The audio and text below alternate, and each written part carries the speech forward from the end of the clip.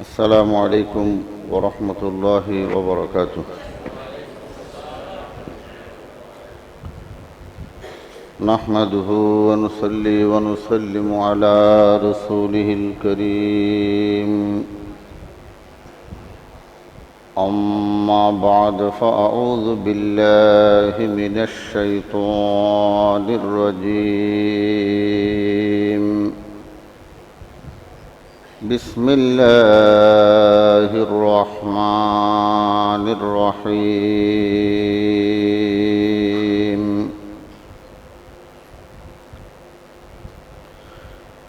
سبحان الذي أسرى بعبده ليلا من المسجد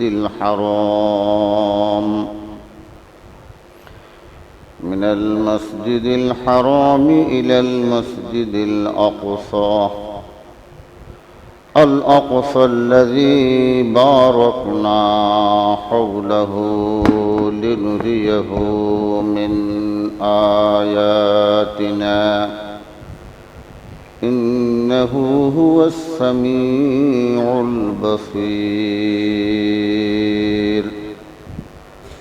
وأيضا في شان حبيبه إن الله وملائكته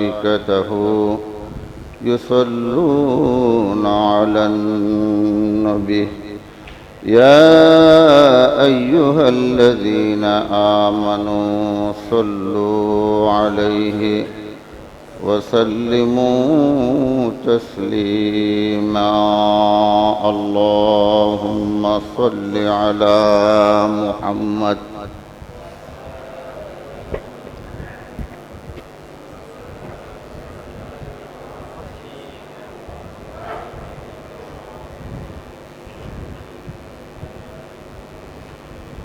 اللهم بارك على محمد وعلى آل محمد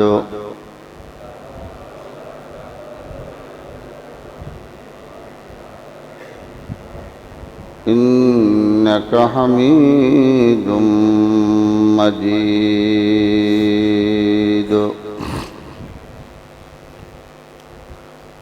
মহান আল্লাহ সুবহানাহু ওয়া তাআলার অসংখ্য অগণিত শুকরিয়া যে আল্লাহ সুবহানাহু ওয়া তাআলা আমাদেরকে সালাতুল জুমা আদায়ের জন্য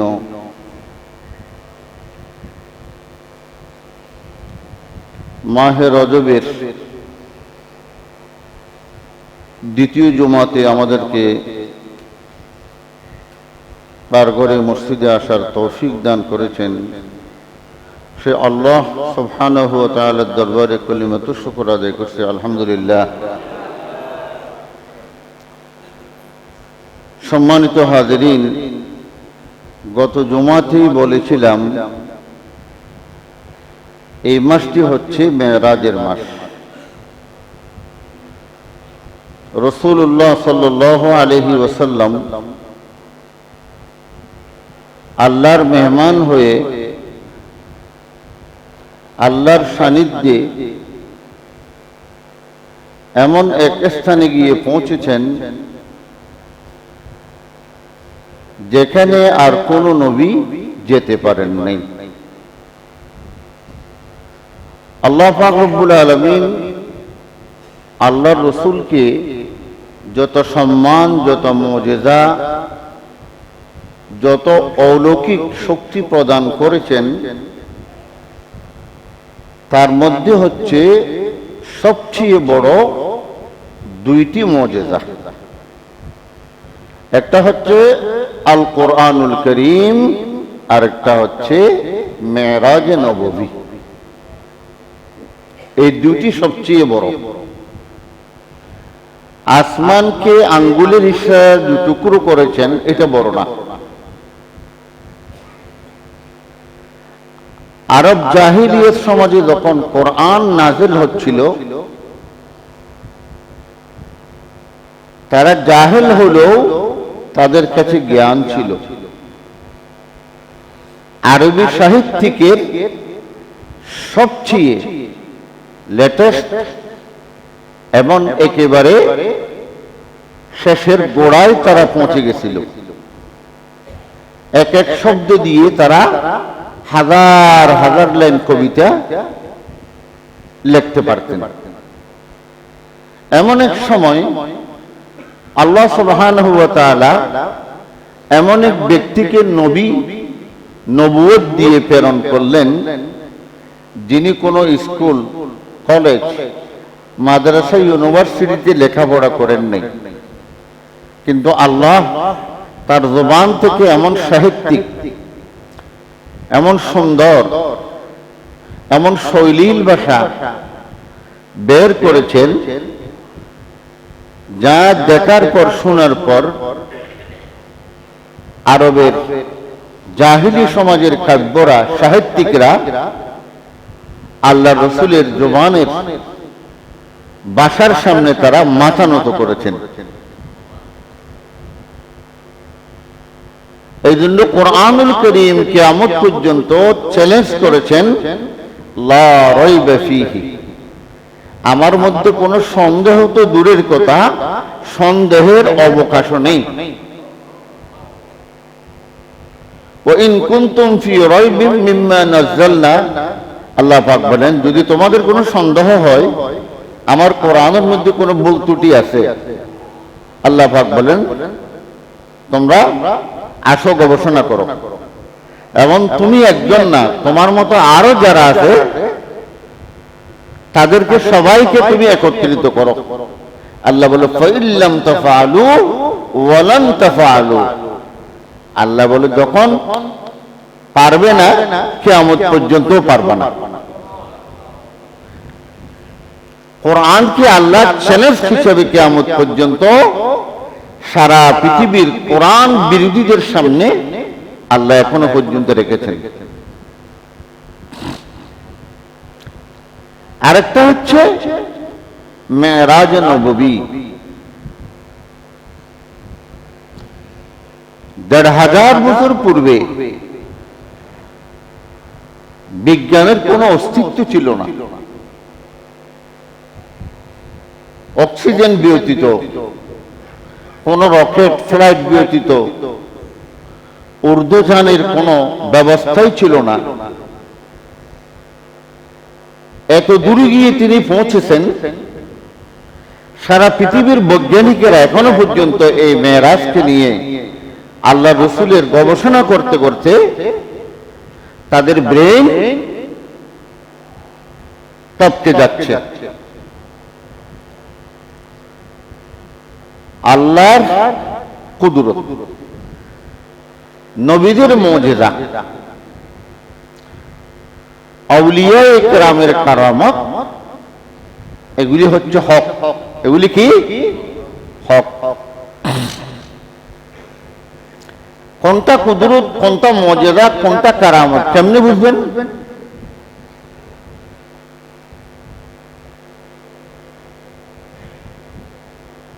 আল্লাহর কুদরত, আল্লাহ যেমন চায় তেমন পারে, এটা বুঝার প্রয়োজন নেই। মুজিজা বলা হয় যখন নবীদেরকে কোন মানুষেরা ইসলামের দাওয়াত দিতে গিয়ে, নবীরা যখন ইসলামের দাওয়াত দিতে গিয়ে কোন প্রশ্নের সম্মুখীন হয়, মানুষরা যখন নবীদেরকে আটকে ফেলে, তখন আল্লাহ তার কুদরতের পক্ষ থেকে ওই নবীর মাধ্যমে এমন কিছু অলৌকিক নিদর্শন প্রকাশ করে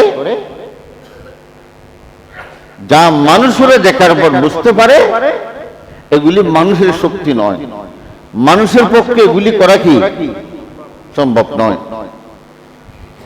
আপনি নীল দরিয়াকে তখনকার আমলে সুড়ঙ্গ বানিয়ে দেওয়া, আমাদের দেশে তো সুড়ঙ্গ বানাতে গেলে লক্ষ লক্ষ কোটি কোটি রডের প্রয়োজন, সিমেন্টের প্রয়োজন, অনেক বৈজ্ঞানিক প্রযুক্তির প্রয়োজন। আল্লাহ যে হুকুম দিয়েছেন পানিকে তুমি শক্ত হয়ে দাও, দুই দিকের পানি প্রাচীর দেওয়ালের মতো শক্ত হয়ে এইভাবে দাঁড়িয়ে আছে, সমুদ্রের তলা দেখা যাচ্ছে। আর মূসা আলাইহিস সালাম তার সৈন্য বাহিনী নিয়ে চলে গেলেন, এদিকে মানুষের পক্ষে সম্ভব। আর মুজিজা যখন নবীদের কাছ থেকে প্রকাশ হয় তখন নবীরাও বলতে পারে না, যখন তাদের সামনে প্রকাশ হয়ে যায় তখন তারা বলতে পারে আল্লাহ আমার মাধ্যমে এই কাজ করাচ্ছেন। নিঃশক্তিতে কোন নবী করতে পারেন না। আল্লাহু আকবার। কথাটা বুঝতে পারছেন? হযরত মূসা আলাইহিস সালামকে যখন জাদুকররা জাদুবিদ্যা দিয়ে সাপ দিয়ে চালান দিলেন, হযরত মূসা আলাইহিস সালাম ভয় পেয়ে গেলেন। আল্লাহ পাক বলেন ওয়ালা তাহাফ সানুঈদুহা ইলা সিরাতাহাল উলা, হে মূসা তুমি ভয় করিও না, সাপ যেরকম ছিল পুনরায় সেরকম হয়ে যাবে। কিন্তু আশ্চর্য ব্যাপার হচ্ছে মূসা আলাইহিস সালামের লাঠি সাপ হয়ে গেছে। আল্লাহ বলে তোমার লাঠি মাটিতে নিক্ষেপ করো, তখন সাপ হয়ে গেল। অন্য অন্য জাদুকররা যারা সাপ বানিয়ে তার দিকে চালান দিল, হযরত মূসা আলাইহিস সালামের লাঠি অজগর সাপ হয়ে সাপুড়িদের সব সাপগুলি একসাথে গিলি খেয়ে ফেলল।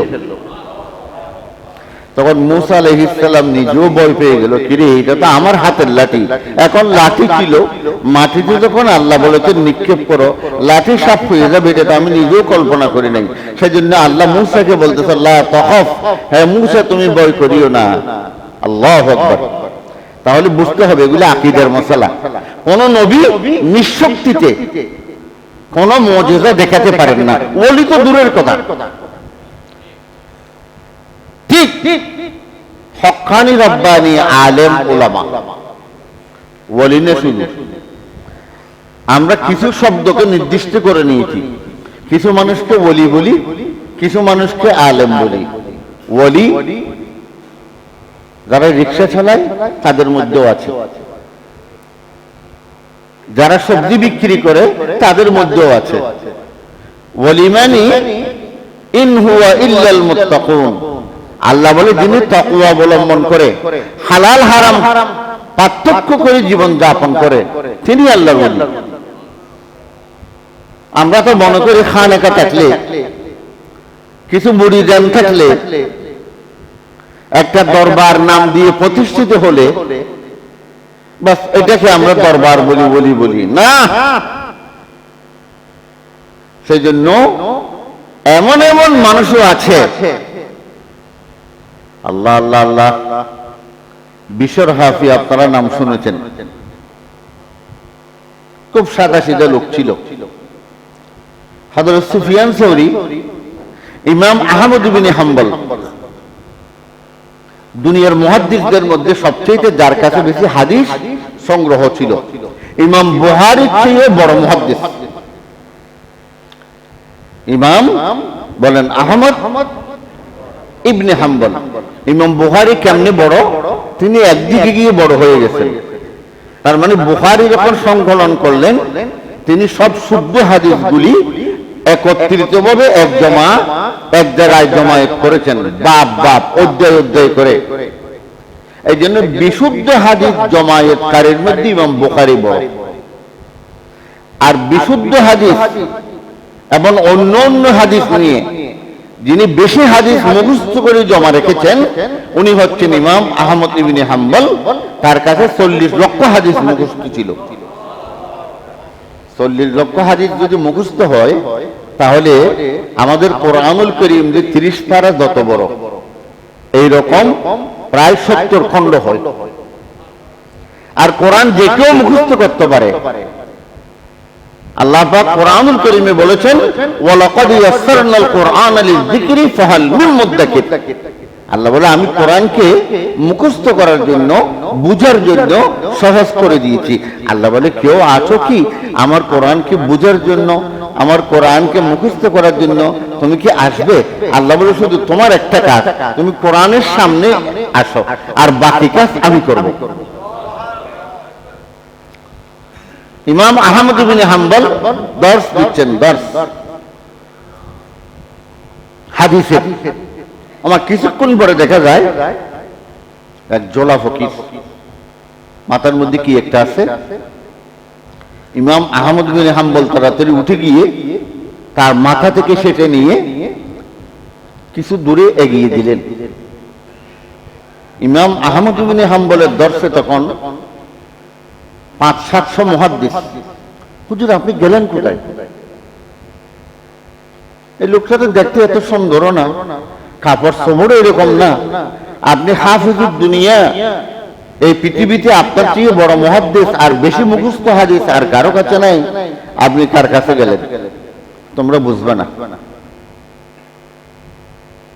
আমি গিয়েছি, তোমরা যে আমাদেরকে বড় মনে করো, আমরা এখনো রাস্তায়, আর আমি যিনি যার কাছে গিয়েছি তিনি স্টেশনে। আল্লাহু আকবার।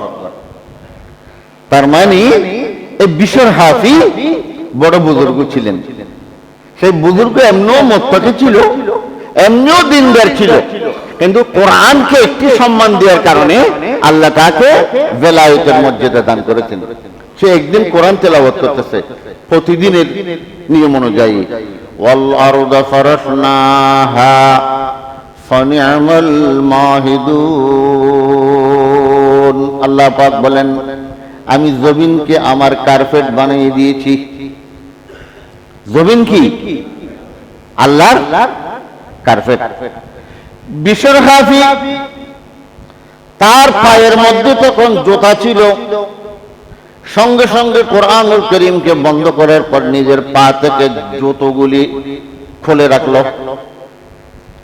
ওই দিন থেকে আর জুতা ব্যবহার করেন নাই। আমরা যদি মন্ত্রীর রুমে যাই, একটা বড় রাজা বাদশার রুমে যাই, জুতা স্যান্ডেল অনেক দূরে রেখে আসি, আর জমিন যখন আল্লাহর কার্পেট, আল্লাহর কার্পেটের উপরে, আল্লাহর ফরশের উপরে কেমনে জুতা স্যান্ডেল দিয়ে চলাফেরা করব? আল্লাহ মান কানা লিল্লাহি কানা আল্লাহু লাহু, যে আল্লাহর জন্য হয়ে যায় আল্লাহ তার জন্য হয়ে যায়। বিশর হাফি যে রাস্তা দিয়ে চলাফেরা করতেন, যে রাস্তা দিয়ে তিনি নিত্য মসজিদে যেতেন, আল্লাহ পাক রব্বুল আলামিন ওই রাস্তাতে পশু পাখি যারা গরু ছাগল চলাফেরা করত তাদেরকে বলতেন তোমরা এই রাস্তা দিয়ে, আল্লাহ পাক ওহী নাযিল করে দিয়েছেন গরু পাখির হৃদয়ের মধ্যে তোমরা পায়খানা প্রস্রাব করো না। এই রাস্তা দিয়ে আমার বিশর হাফি চলাফেরা করে মসজিদে আসে, যদি পায়খানা প্রস্রাব করো মসজিদ নষ্ট হয়ে যাবে। তিনি আমাকে সম্মান দিয়ে আমার জমিন যে কার্পেট, এই কারণে কোরআন তেলাওয়াতের সময় কোরআনের আয়াত পাওয়ার পরে বন্ধ করি, আমাকে সম্মান দিয়েছে, আমিও তার সম্মানের ব্যবস্থা করছি। আল্লাহু আকবার। দেখছেন নি আল্লাহর ওলি কাকে বলে? যাক সময় ভিন্ন অন্যদিকে চলে যাচ্ছি। তাহলে আল্লাহর নবীদের মুজিজা, ওলিদের কারামত সত্য, কিন্তু কারামত কি? কারামত হচ্ছে নবীর সুন্নত।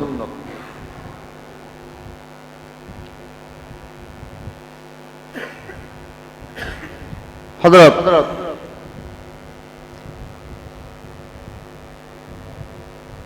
ইমাম গজালিকে তার একজন খাদেম জিজ্ঞেস করলেন, হুজুর অনেক পীর বুজুর্গের অনেক কারামত দেখা যায়,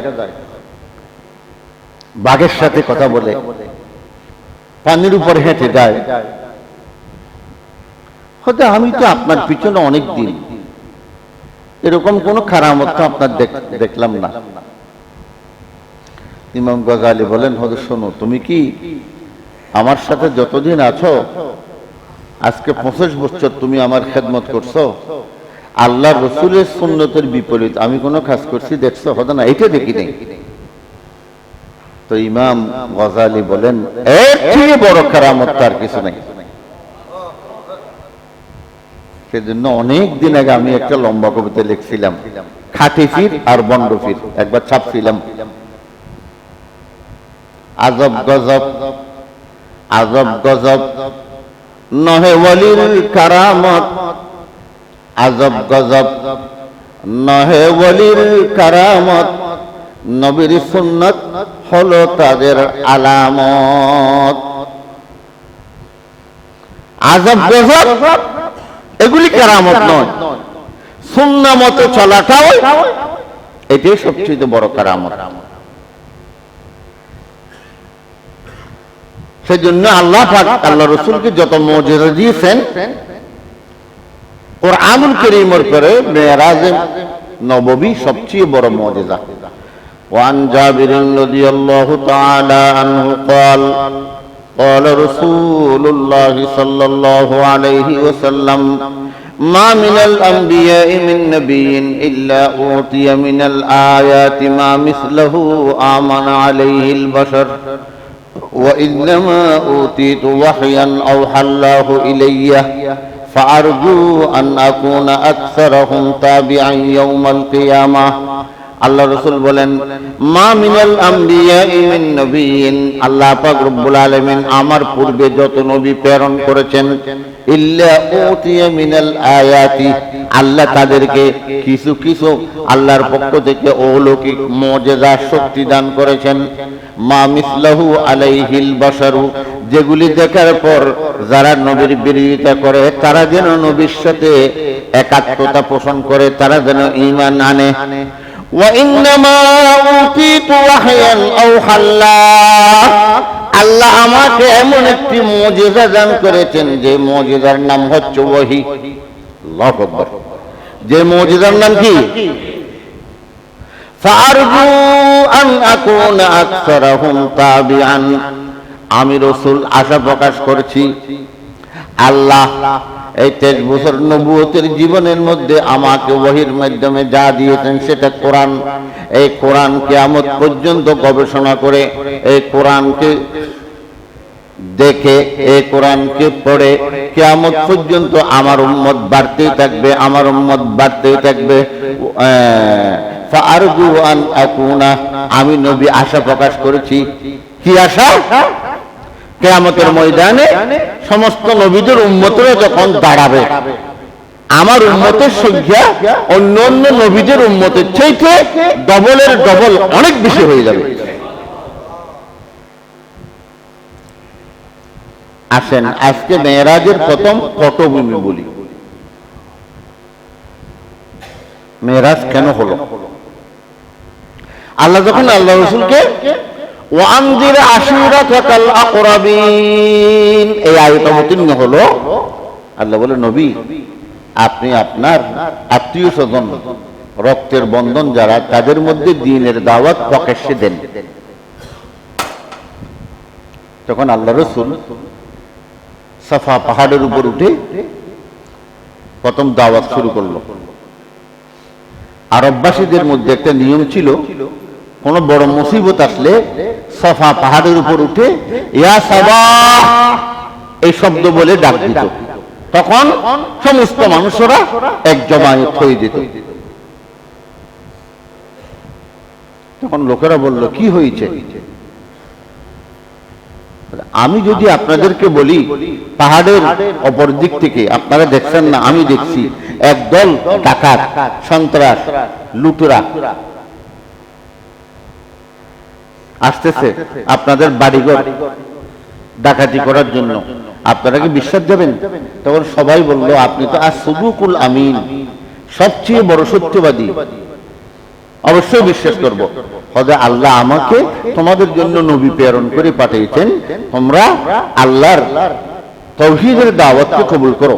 আশহাদু আল্লা ইলাহা ইল্লাল্লাহু ওয়া আশহাদু আন্না মুহাম্মাদান আবদুহু ওয়া রাসূলুহু। সর্বপ্রথম আবু লাহাব বললেন, তাব্বাল্লাকা ইয়া মুহাম্মদ আলিহাযা জামাতানা, এ মুহাম্মদ সাল্লাল্লাহু আলাইহি ওয়াসাল্লাম, তোমার উপর ধ্বংস অনিবার্য হোক, আল্লাহর কথা তোমার উপর পড়ো, এই কথাটি বলার জন্য তুমি আমাদেরকে এত কষ্ট দিলা।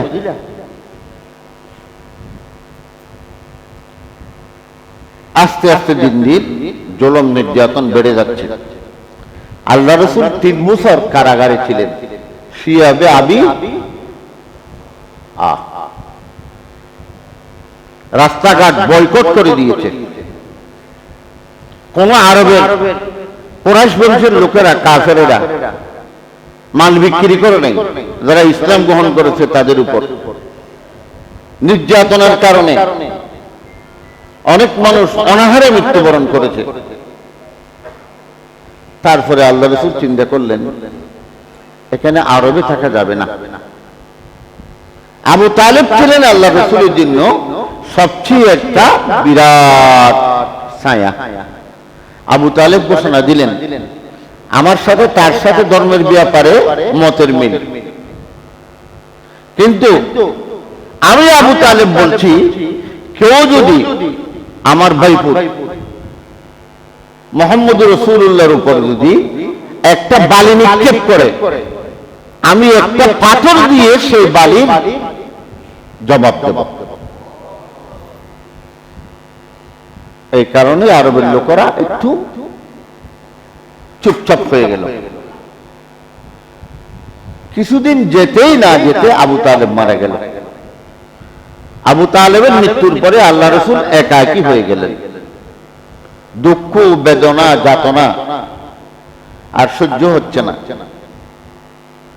মা খদিজাতুল কুবরা রাদিয়াল্লাহু তাআলা আনহা আল্লাহ রাসূলের বিবি, তিনি সব সময় তাকে ধন সম্পদ দিয়ে সাহায্য করতেন। আর আবু তালেব সামাজিক পরিস্থিতি কাফের মুশরিকদের বিরুদ্ধে সহযোগিতা করতেন। এই আবু তালেবের মৃত্যুর পরে আল্লাহ রাসূল দুর্বল হয়ে গেল। তখন আল্লাহ রাসূলকে সাহস দিচ্ছেন নিজের বিবি। আল্লাহর কি হুকুম, আবু তালেবের মৃত্যুর 2 মাস পরে খদিজাতুল কুবরা মৃত্যুবরণ করলেন। 2 মাসের ব্যবধানে হাদিসের কিতাবে, সিরাতের কিতাবে আল্লাহ রাসূলের এই বছরটি নামকরণ করা হয়েছে আমুল হুজন, দুঃখের বছর। বলেন তো কি? দুঃখের বছর। তখন আল্লাহ রাসূল চিন্তা করলেন এখন কি করতে পারি। হয়তো মক্কাতে আর থাকা যাবে না, আমি তায়েফ চলে যাব। তায়েফ হচ্ছে মক্কা থেকে 65 কিলোমিটার দূরে, কাছাকাছি। কারণ সেখানে আমার দুদুমা হালিমাতুস সাদিয়া আছেন। আমি 5 বছর তায়েফে বড় হয়েছি, আমার বন্ধু বান্ধবরা আছে। হালিমাতুস সাদিয়া আত্মীয় স্বজনরা আছে। আমি তাদেরকে নিয়ে একসাথে শক্তি করে দাওয়াতের মিশন চালিয়ে যাব। যাক, আল্লাহ রাসূল তায়েফ গেলেন। তায়েফের ইতিহাস আপনাদেরকে কি বলবো। তায়েফের মাটি আল্লাহ রাসূলের জন্য বিষাক্ত ফোড়া হয়ে গেল। এমন ভাবে তারা নির্যাতন নিপীড়ন, আল্লাহ রাসূলকে পাগল বলে বলে বাচ্চারা এমন ভাবে পাথর নিক্ষেপ করেছে, পিছনে কুকুর লেলিয়ে দিয়েছে। তায়েফের ইতিহাস খুবই আশ্চর্যজনক।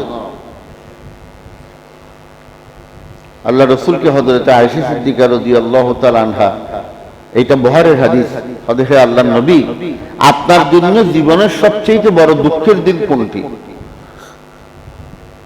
হযরত তায়েফ। ওটা এটা কি বদরের চাইতেও দুঃখ, উহুদের চাইতেও দুঃখ? তুমি কি বলো? বদরের যুদ্ধে, উহুদের যুদ্ধে আল্লাহ আসমান থেকে সেনাবাহিনী ফেরেশতা দিয়ে সাহায্য করেছেন। তায়েফে ছিলাম আমি একাকার, আপনজনদেরকে হারিয়ে আমার হৃদয় ছিল খুব ব্যথিত। এমন সময় তারা আমাকে যে বেইজ্জত, যে অসম্মানী, যে পাথর আমার উপর তারা মেরেছে, রক্ত রঞ্জিত হয়েছি।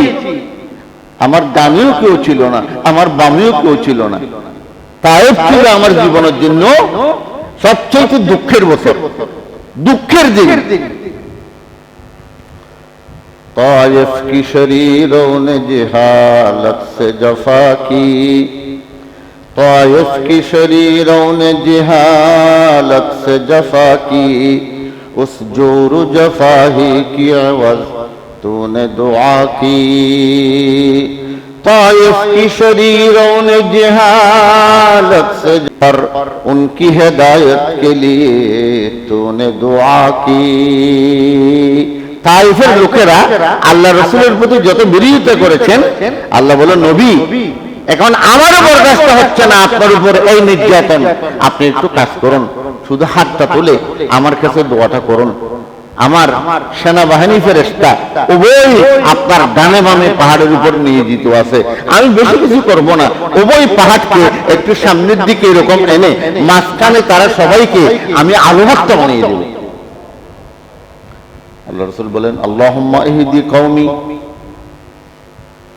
ফাইন্নাহুম লা ইয়ালামুন, হে আল্লাহ তাদেরকে তুমি হেদায়েত দান করো, তারা আজকে আমার দাওয়াতের মূল্যায়ন করছে না, কিন্তু তাদের নসব তাদের বংশ থেকে এমন এমন সন্তানরা দুনিয়াতে আসবে, আমার শরীর থেকে যে এক ফোঁটা রক্ত পড়ছে, এক ফোঁটা রক্তের পরিবর্তে তারা ইসলামের জন্য এক একটি পরিবারের সদস্য জান দিবে। বদদুয়া করে নেই, দেখছেন নি আমাদের দেশে কিছু গরম পীরের মাজার আছে, বেশি গরম পীর, রিক্সা উল্টে যায়, মানুষ না নামলে ক্ষতি হয়ে যায়। আল্লাহ রাসূলের চেয়ে গরম খেয়েছিল। যে মাজারের সামনে গেলে মুসিবত ঘটে, সেই মাজারে মনে করবেন যে কবরে ওলি নেই, শয়তান আছে। কারণটা কি?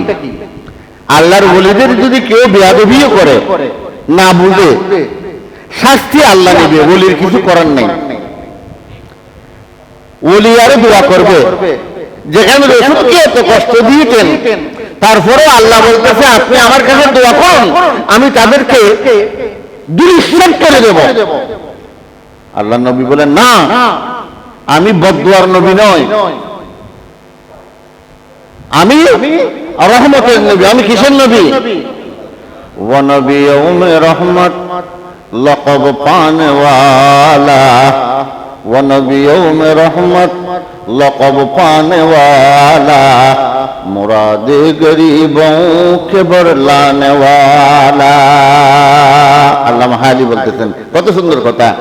वो नबियों में रहमत लकब पाने वाला, मुरादे गरीबों की बरलाने वाला, खताकार से दर गुजर करने वाला, बदंदिश की दिल में घर लाने वाला।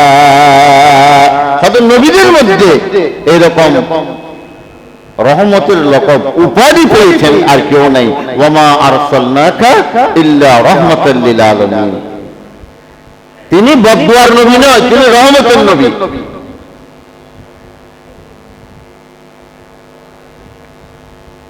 আবু তালেব মারা গেলেন, নবীর ব্যথা বেদনা বেড়ে গেলেন। খতিজাতুল কুবরা যিনি তার বিবি ঘরের ভিতর ঢুকলে শান্তি দিতেন, এখন বাহিরে শান্তি দেওয়ার লোক নাই, আবু তালেব চলে গেল। পারিবারিক শান্তি নাই, নিজের বিবি চলে গেল। আরবের জমিনও তার জন্য বিষ হয়ে গেল, তায়েফের ময়দানও তার জন্য বড় জুলুম নির্যাতনের কারণ হয়ে গেল। আল্লাহ বলে যার জন্য এত কিছু অত্যাচার, এত কিছু জুলুম নির্যাতন, আমি আল্লাহ একটু আরশে দাওয়াত দিয়ে আমি আল্লাহ তার মনের মধ্যে শান্তি দিয়ে আল্লাহ ডাক দিলেন, সুবহানাল্লাযী আসরা বিআবদিহি লাইলাম মিনাল মাসজিদিল হারাম ইলাল মাসজিদিল আকসা। আসমান থেকে আল্লাহ ডাক দিলেন, নবী আপনি আসুন, একটু আমার সাথে সাক্ষাৎ করে যান।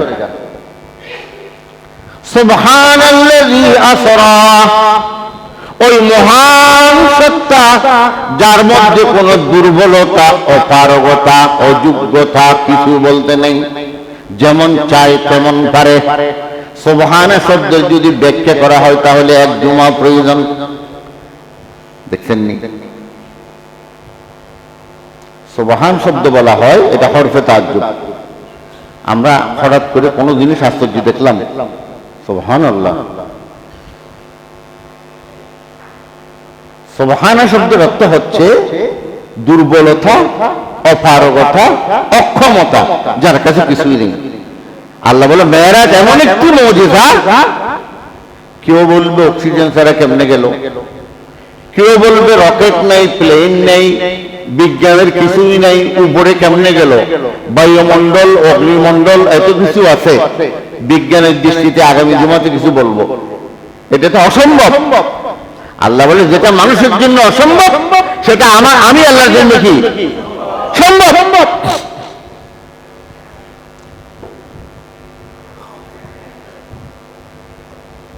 এগুলি বুঝতে হলে ডক্টর ইকবালের দর্শন লাগবে।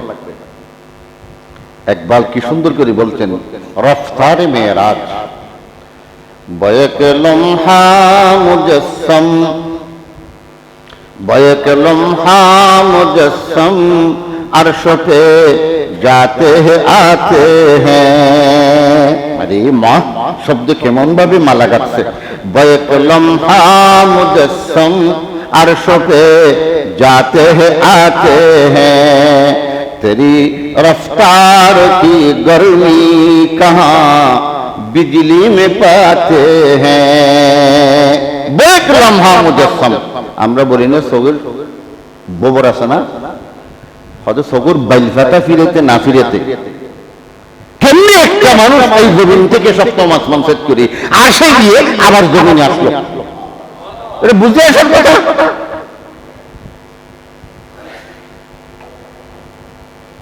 तेरी रफ्तार की गर्मी कहाँ बिजली में पाते हैं।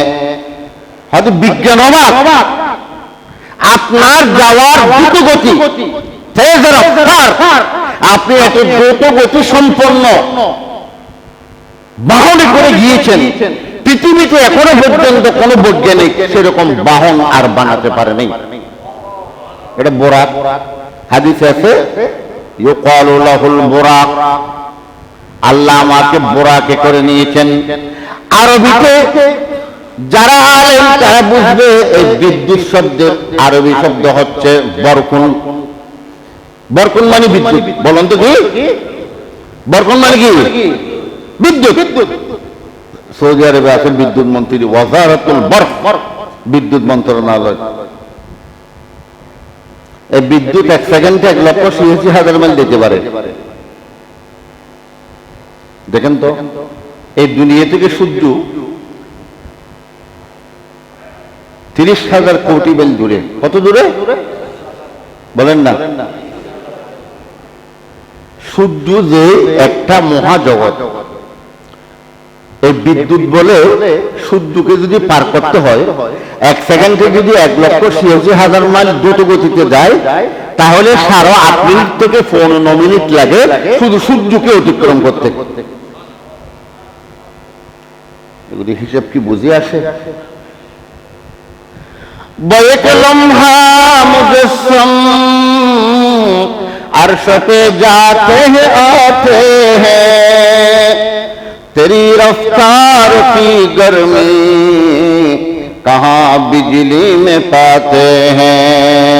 किसी को नाज है वो चांद पे जाते हैं आते हैं, जमीन से ये इशारे में 2 टुकड़े चांद करते हैं। ডক্টর ইকবাল বলেন আমেরিকার নাসা তারা গৌরব করে আমরা চাঁদের দেশে ভ্রমণ করতেছি, চাঁদে গিয়ে আল্লাহ রসুল যে আঙ্গুলের ইশারায় চাঁদকে 2 টুকরো করেছেন আমরা সেটা দেখেছি। সেখান থেকে আসার পর গবেষণা করেছি এই চাঁদ 2 টুকরো করা কতদিন সময়, কত পুরানো সময়।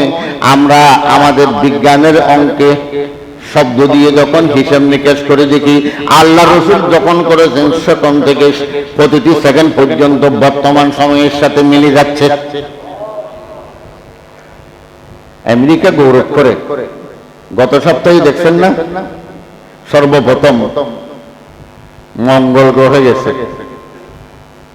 একটা যন্ত্র পাঠিয়েছে, ফটো তুলতেছে, সেখানে পানির অস্তিত্ব পাওয়া গেছে। এটা 7 মাস আগেই ছাড়ছে।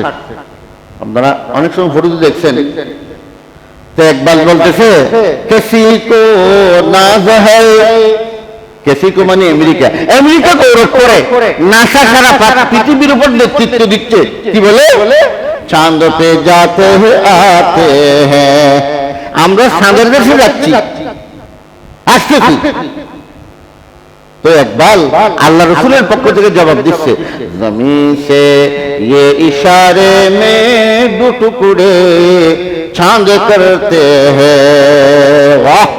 और देखो তোমরা তো বিজ্ঞানের সাহায্যে যন্ত্রপাতি নিয়ে অক্সিজেন নিয়ে তোমরা আসমানের দেশে গিয়ে সেখানে যাচ্ছ, কিন্তু যখন এগুলোর কোনো অস্তিত্ব ছিল না, ১৫০০ বছর আগে নবী আরবের জমিনে দাঁড়িয়ে নিজের আঙ্গুলের ইশারায় এই চাঁদকে দুটুকরো করেছে। তোমরা কি সেখানে যাওয়াটাই বড় গৌরব না, না গিয়ে আরবের জমিনে দাঁড়িয়ে আঙ্গুলের ইশারায় চাঁদকে দুটুকরো করাই হচ্ছে গৌরব। বুরাকো রফরফু জিবরিল মজাজে নজর কি খাতির, हकीकत में हूँ अल्लाह बा मुहम्मद मिलते जाते हैं। একবার বলতেছে হয়তো আসলে আমি খুব গবেষণা করছি, হয়তো বোরাক রফরফ জিবরিল মানুষের বুঝে আসবে না, এই জন্য আল্লাহ একটা এগুলিকে মাধ্যম হিসেবে ব্যবহার করেছেন। হাদিসে এসেছে বোরাক দবদবে সাদা একটা জন্তু, ফৌকাল হেমার গাদার চেয়ে একটু উঁচু,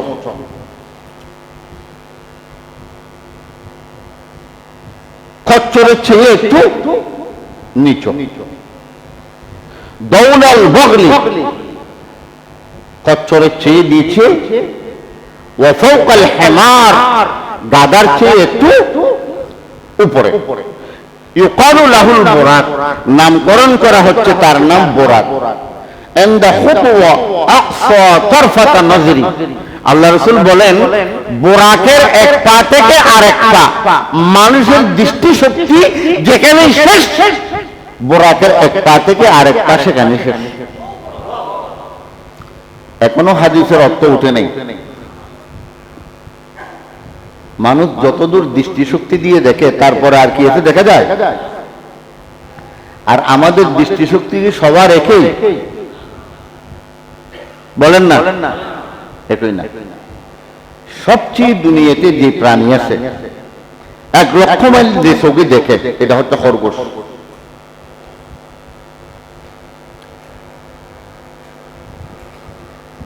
পড়তে হবে। আমি একবার ঢাকা গুলশনে চক্ষু ডাক্তার দেখানোর জন্য, বাংলাদেশের ডক্টর রশিদ হায়দার, তার চেয়ে বড় চক্ষু ডক্টর আর নেই। তো তিনি একটা বই লিখেছেন লেসেক। এখন অত্যাধুনিক অপারেশন না করে শুধু চোখের উপর একটা পাতলা আবরণ বসে, ওনার লিখিত একটা বই পড়ছিলাম। বাচ্চা যখন মায়ের পেট থেকে ভূমিষ্ঠ হয়, সেই প্রথম কানে শুনে, কিন্তু সেই দেখে ২৪ ঘন্টা পরে।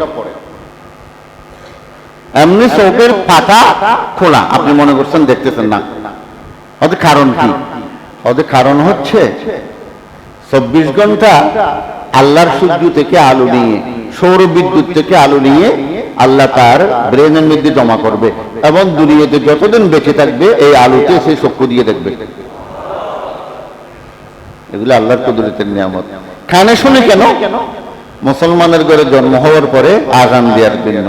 তাওহীদের বাণী, ইসলামের বাণী আল্লাহ শব্দটা যেন কানে যায়, এই জন্য প্রথম কানকে শোনার শক্তি আল্লাহ পাক দান করেছেন।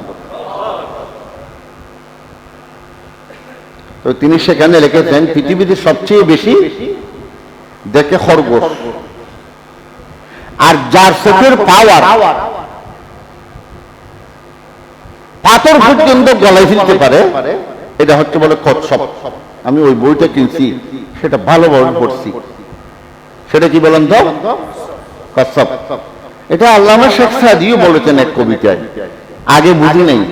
নজর করদন বদর বেশা বুজুর্গিরা বয়স জায়দ, নজর করদন বদর বেশা বুজুর্গিরা বয়স জায়ক সুলাইমা বা চুনা হাসমত নজর হাবু দেবা মোরস। কচ্ছপে ডিম পারে পুকুরের একটু পানির উপরে, মাটির একটু নিচে নিচে এমন গর্ত করে, সেই অনেক দূর থেকে গিয়ে একদিন পর 1 সেকেন্ড দৃষ্টি দিবে। এভাবে মুরগির বাচ্চা যেরকম সারাদিন সারা রাত বসে থাকে দোনো ডানাকে মেলি দিয়ে, এরকম না, কারণ 1 সেকেন্ডের চেয়ে 2 সেকেন্ড দিলে অনেকে ডিম ফাটি যাবে। তার মানে চোখের পাওয়ার বেশি, ওদিকে যাচ্ছে না। ডক্টর ইকবাল বলতেছেন হাদিসের মধ্যে আল্লাহ রাসূল বলেন আনদা খুতুয়া আকসা তারফাতা নজরি, হয়তো বোরাক এত দ্রুত গতি সম্পন্ন একটা জন্তু, মানুষের দৃষ্টিশক্তি যেখানেই শেষ, বোরাকের এক পা থেকে আরেক পা সেখানেই শেষ।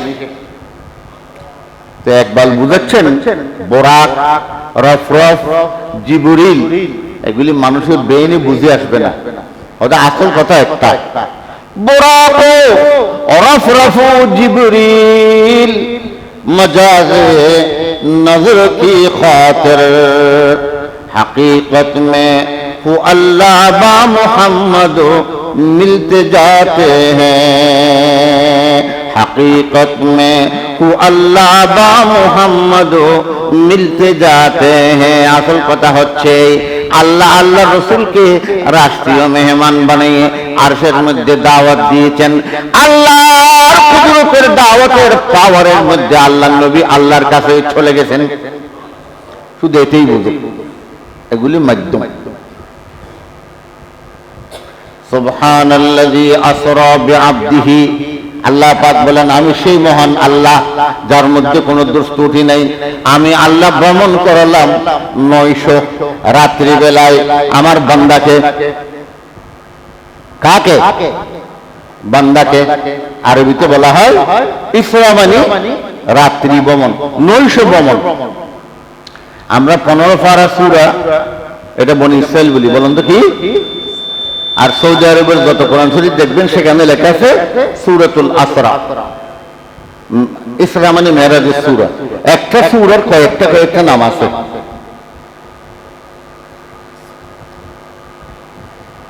হাদিসে যেহেতু বনি ইসরাইলের কথা এখানে আলোচনা আছে, এই জন্য আল্লাহ রাসূল বনি ইসরাইল বলেছেন, আসরা বলেছেন, এরকম অনেক আছে। আল্লাহ বলে আমি আমার বান্দাকে রাত্রিবেলায় ভ্রমণ করালাম। দেখছেন তো আল্লাহ এত বড় রাষ্ট্রীয় দাওয়াত দিয়ে দিচ্ছেন। আমি আমার বন্ধুকে নিয়ে আসতেছি এ কথা বলতেছে না, আমি আমার নবীকে নিয়ে আসতেছি এ কথা বলতেছে না, আমি আমার রসুলকে নিয়ে আসতেছি এ কথা বলতেছে না, আমি আমার মুহাম্মদকে নিয়ে আসতেছি এ কথা বলতেছে না। অথবা আরবি গ্রামার, আরবি ব্যাকরণ অনুযায়ী কোনো অসুবিধা হতো না আল্লাহ যদি এইভাবে বলতেন সুবহানাল্লাযী আসরা বিহাবিবি, আমি আমার বন্ধুকে নিয়ে আসলাম। সুবহানাল্লাযী আসরা বিনবিয়্যিহি, আমি আমার নবীকে নিয়ে আসলাম। সুবহানাল্লাযী আসরা বিখলিলিহি, সুবহানাল্লাযী আসরা বিমুহাম্মাদি, আল্লাহ পাক মুহাম্মদ বলেন নাই, আল্লাহ পাক খলিল বলেন নাই, আল্লাহ পাক হাবিব বলেন নাই, আল্লাহ পাক নবী বলেন নাই। আল্লাহ পাক বলেন সুবহানাল্লাযী আসরা বিআবদিহি, আমি আমার বান্দাকে দাওয়াত দিয়ে নিচ থেকে উপরে নিয়ে আসলাম রাত্রি বেলায়। বান্দা কেন বলল? আল্লাহ আল্লাহ এখানে একটা গভীর সম্পর্ক আছে।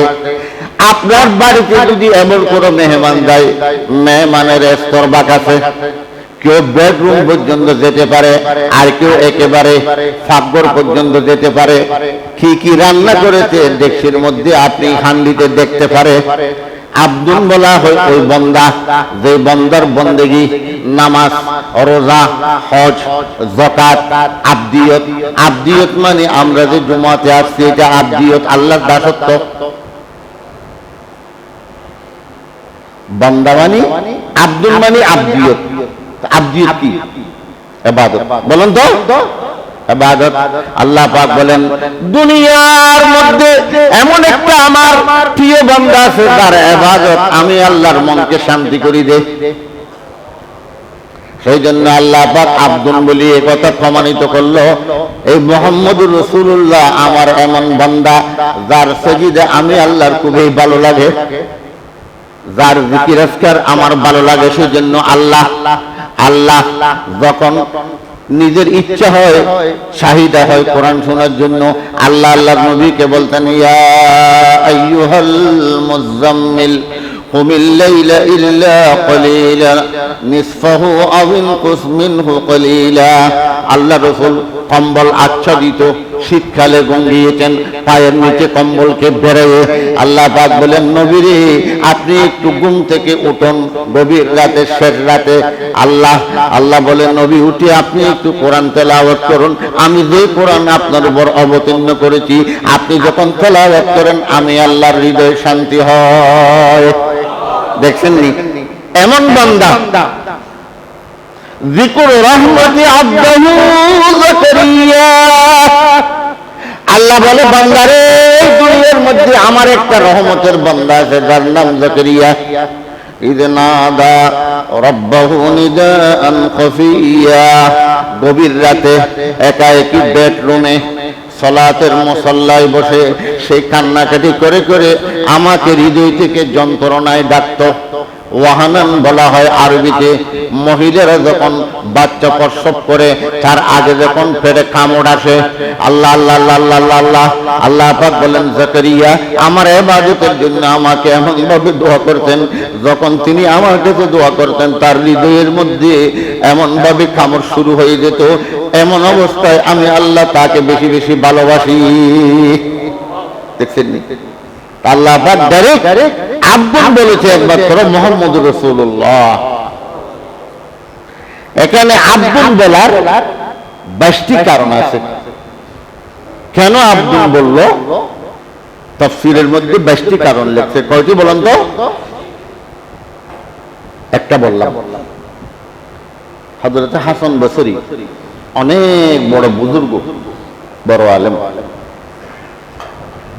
গভীর রাতে তাহাজ্জুদ করে আল্লাহর কাছে দোয়া করতেন।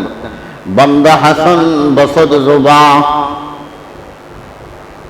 বান্দা হাসান বসদ জুবা, গুফতাকে বান্দায়ে তুআম, তু বজুবানে খুদ বগু কে বান্দা নওয়াজে কিস্তি।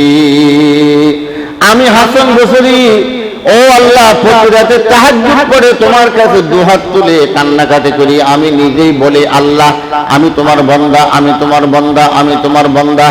আল্লাহ রে আমার মন শান্তি হচ্ছে না, আমি তো বছরকে বছর এভাবে বলে যাচ্ছি আমি তোমার বান্দা, আমি তোমার বান্দা।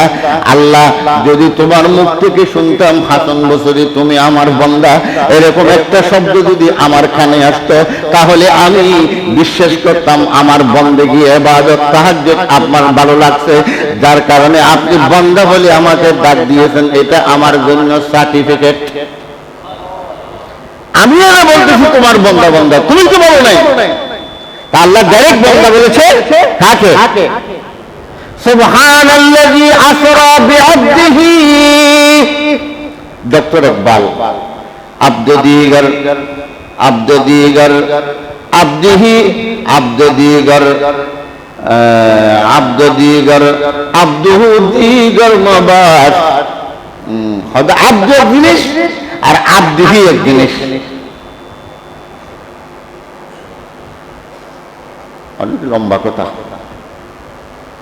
আরেকটা কারণ, আমাদের রাসূলের পূর্বে যিনি নবী হয়ে দুনিয়াতে এসেছেন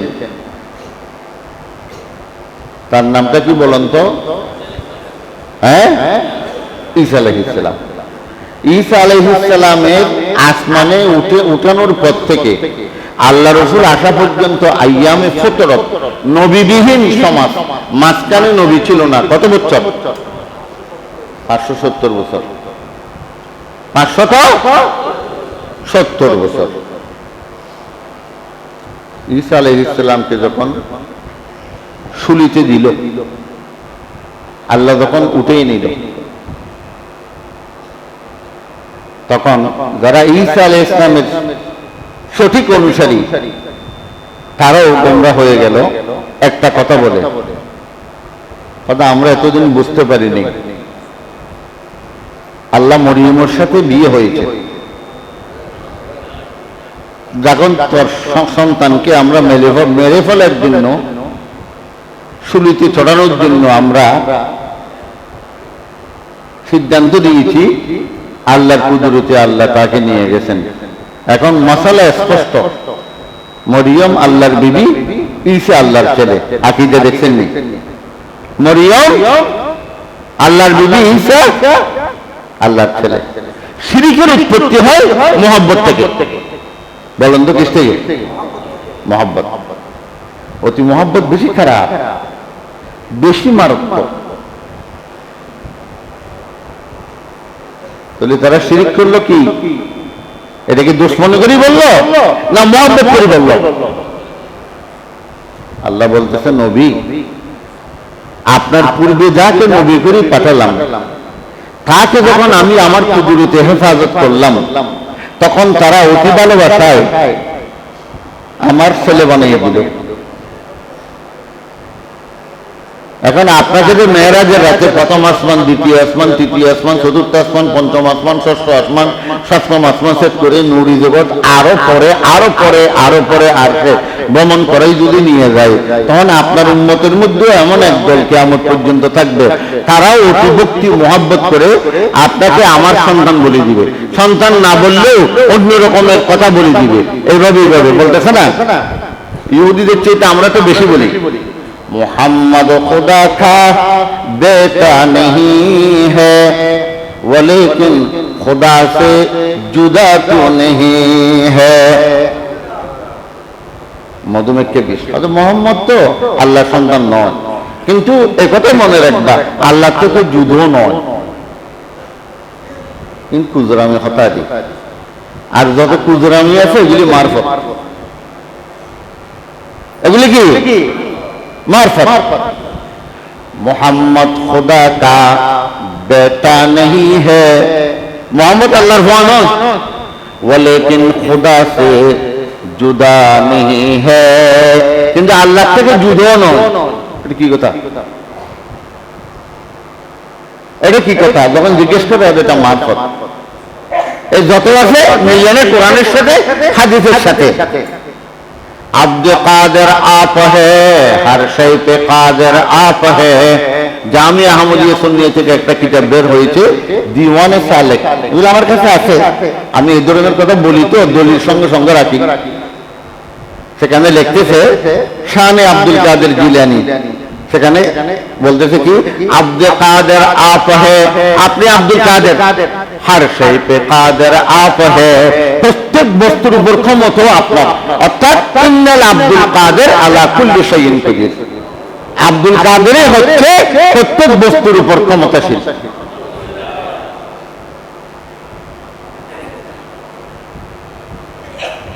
আমার এক ওস্তাদ, যার থেকে আমরা বুখারী পড়ছি, দারুল উলুম আলিয়ার মাওলানা মতিউর রহমান নিজামী, বাইতুল শরীফের মরহুম পীর শাহ আব্দুল জব্বার সাহেব, কুতুবউদ্দিন সাহেব বরাবর ওনার থেকে পড়ছে।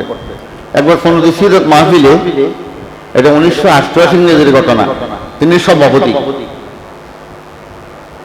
তখন এখন তো এদিকে উর্দু শেয়ার পড়ে না, সনদে সিরত মাহফিলে এখন উর্দু শেয়ার পড়ে। তখন একটা ছেলে